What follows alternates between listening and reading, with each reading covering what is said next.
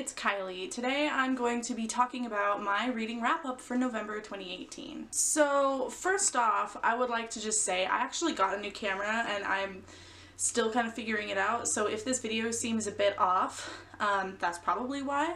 Second up, I actually broke this video into a few parts just because I had kind of a weird month this month. So I have a few books that I read this month due to a slump that I actually have absolutely no opinion on whatsoever, so I will start with those. I have some that I DNF'd, and then books I actually have stuff to say about. I was in a reading slump this month. It lasted the majority of the month. So I actually decided to get on Scribd, which is an audiobook subscription service. And what I did was I found just a whole bunch of short books, and some of them were like 5 minutes long, like really short, just super like, I'm just trying to find something, get me back into the reading mood. And a few of them I just didn't really, like, they were something I listened to. Nothing really going on there. The first thing that I listened to was Things Not to Say After a Hurricane, and this was about Donald Trump and the comments he made after the hurricane that hit this year, I believe. I don't really have an opinion on that. I just kind of listened to it to listen to it. Then I listened to the book this book has no pictures. Then I listened to This I Believe. And then I listened to Consider the Lobster. I think that one's by David Foster Wallace, and I'm not sure who the other ones are by, but I'll have like a picture up here. This year was my first year participating in Nonfiction November.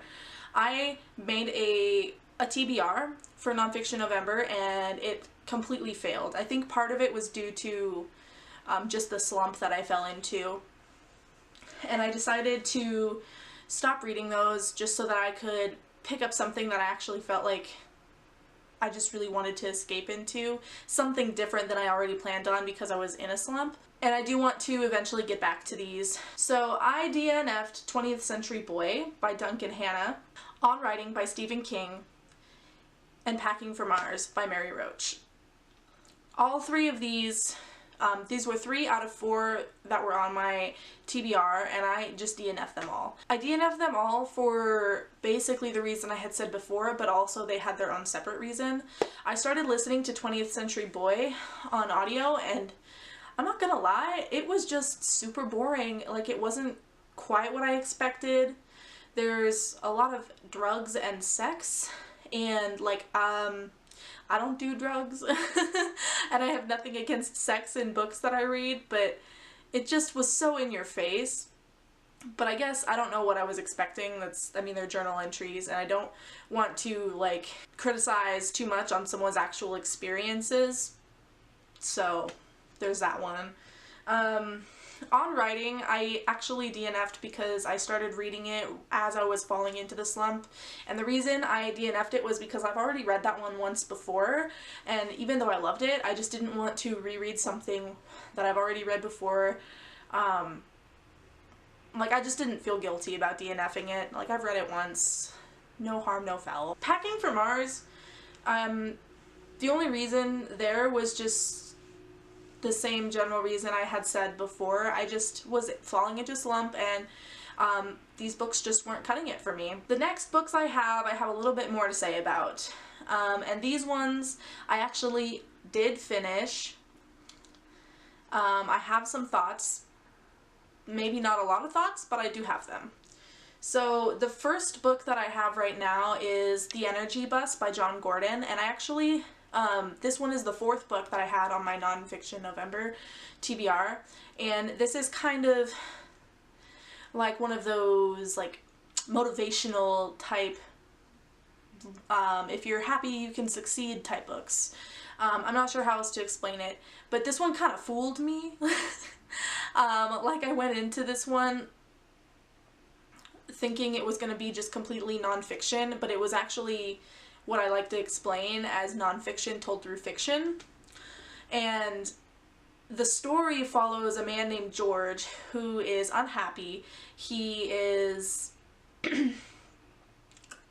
having a marriage that's falling apart, and he wakes up and his tire is flat. So he has to go take the bus to work every day for 2 weeks while his car is getting fixed. Because there's, newsflash, something else wrong with his car now too. And while he is taking the bus for a few weeks, he learns these, I think it's 10 rules for positivity and uplifting your team at work and being just overall a really energetic and happy person. I thought it was okay. I don't remember what I rated it. I think I rated it like a 3-star, but it was okay. I think there's a lot that you can gain from the book, but I think there's also a lot in the book that just, it's not really necessary. I don't know how else to put it, but it was overall pretty average. I wasn't quite happy with the end, but... So this next one is another one of those books that was like 5 minutes and under, and that's actually Oh, the Places You'll Go by Dr. Seuss. Yes, I actually read that book. I listened to it on Scribd. Thought, oh, I'll listen to it. I'll, you know, get a book in this month. I'll get my Goodreads goal up a little bit. And I was actually pleasantly surprised by this. I know it's a children's book, and I know that it's pretty popular for graduation.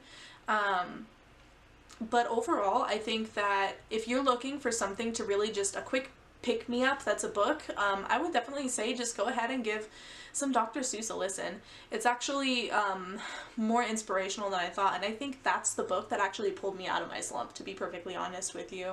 I know it's a little strange, but I'm actually really excited to tell you guys about that experience. And I ended up giving that a 5-star, but I probably would have given it that anyways, just because I always liked it as a kid as well. But I mean, as an adult, it just has a whole new meaning. So the next book that I read is Milk and Honey by Rupi Kaur?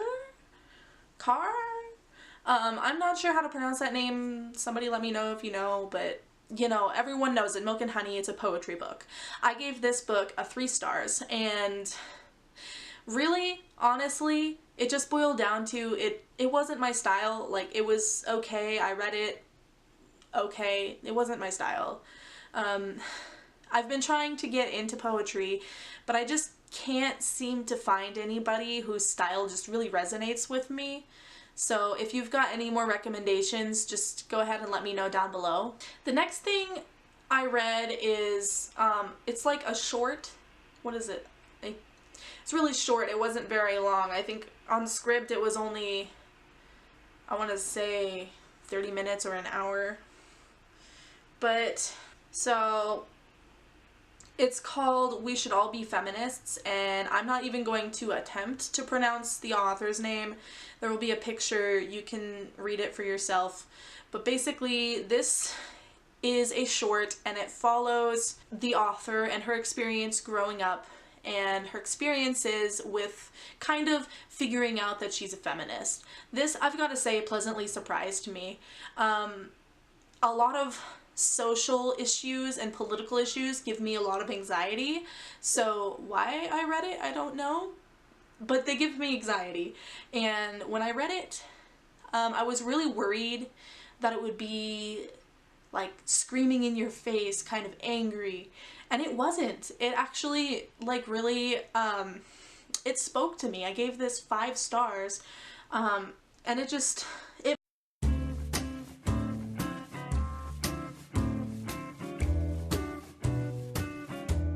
my camera cut out.